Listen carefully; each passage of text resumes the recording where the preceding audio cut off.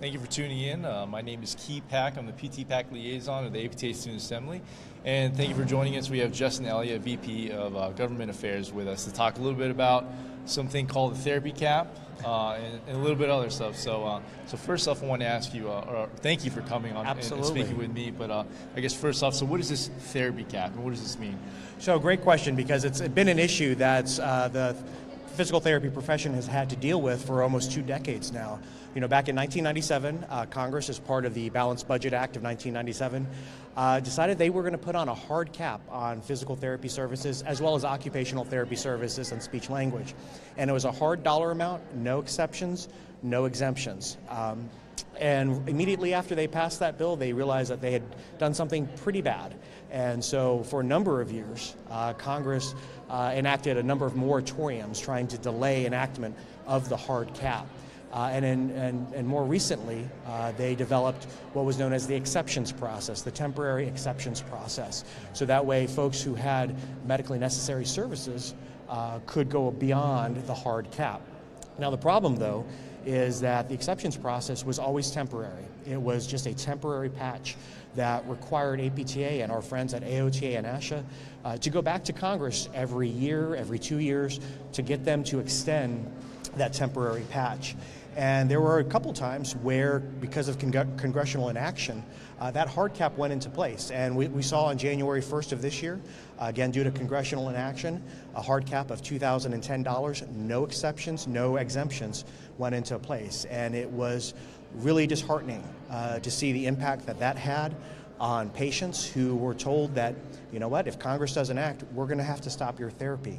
And to see the impact that had on the patients we were serving was pretty devastating. And so it was a big issue for our patients, because first and foremost, it impacted patient access and the care that they needed and that they deserved.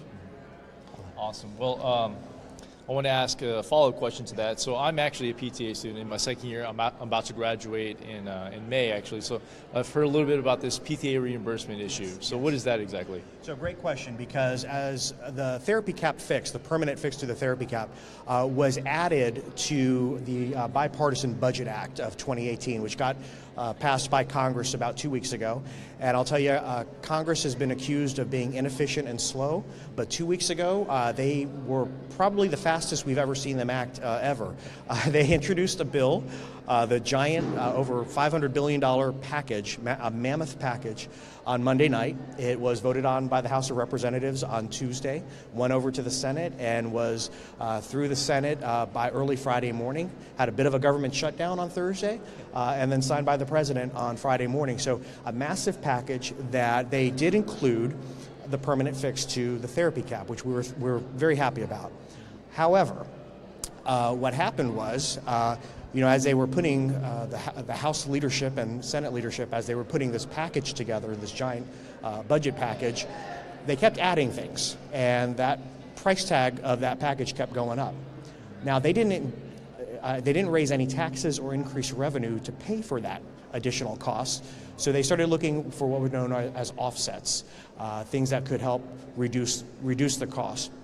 And so it was a little shocking on Monday night at a little after 8 o'clock, when the budget bill was released, that they had what's known as a PTA and OTA payment differential. This was not part of any of the discussions or negotiations for the past year that we had on Capitol Hill, so it was a little bit surprising.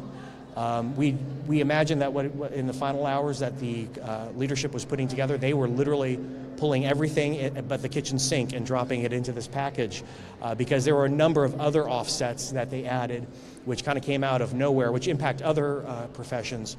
So they viewed it as a cost savings. Now, what's interesting is they don't have any data.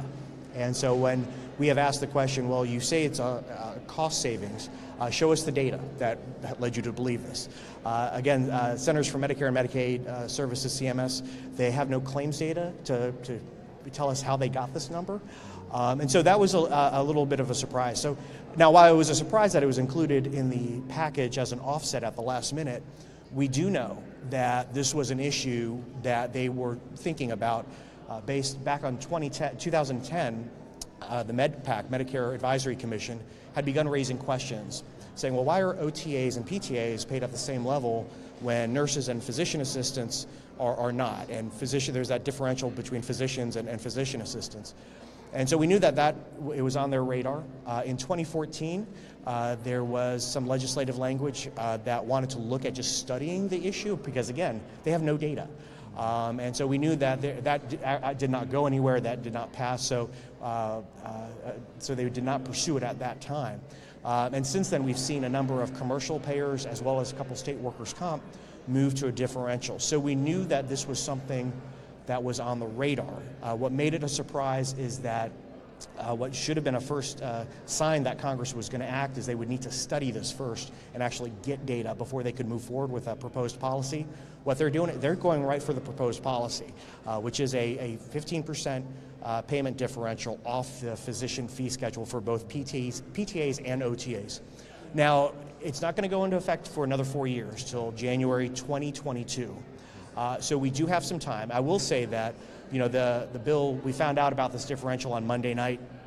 By Tuesday afternoon, working with our friends at AOTA, we did develop some proposed language and amendments that we wanted to see if we could have added on the Senate side, addressing issues like rural health and access, because think about it, you have some areas in the country where you have a PT and PTA, they're the only providers within 30 miles.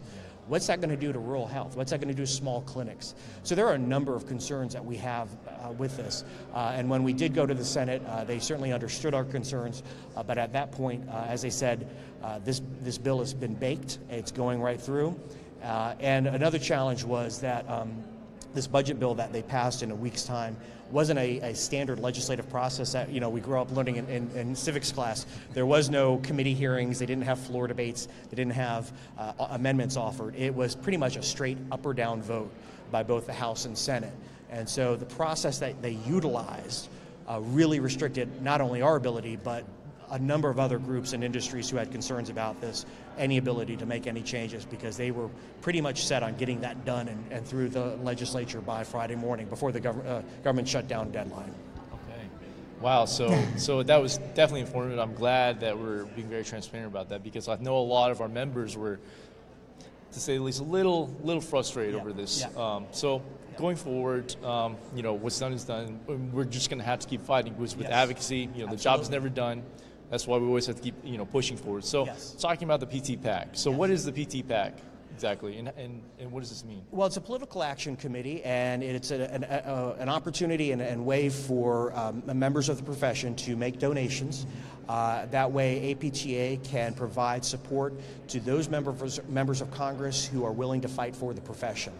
And it's a way for us, again, to make sure that we have visibility and are able to raise our profile on Capitol Hill.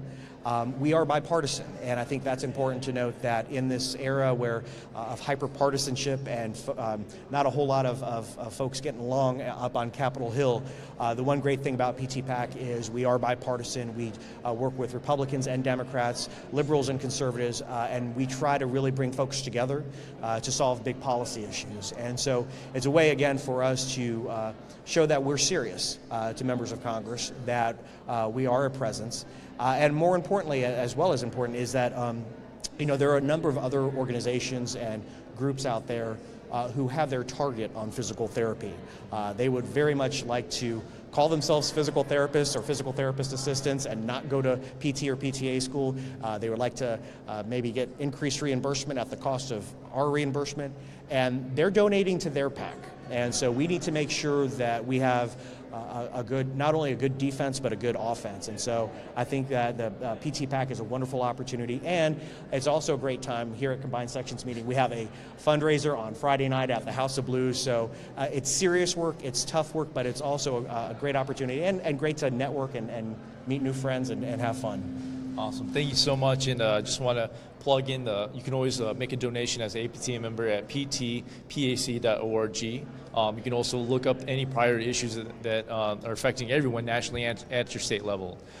And I was just going to say also, for those who want to learn more about the Bipartisan Budget Act, the therapy cap fix, as well as the PTA and OTA differential, we do have a free webinar open to both members and non-members that provides a good rundown of what happened with that legislation and details as to what was in it. And you can download that by going to apta.org/insider intel, and it's the February 15th edition webinar. And so please go ahead, take a look at that. It provides a bit more background as to the play-by-play that happened with Congress, as well as moving forward, some of the things, looking at options and strategies to address this payment differential before it goes into effect in the year 2022. Awesome. Thank you very much, and I think that's all we got. So all right. thank you for tuning in. See you later.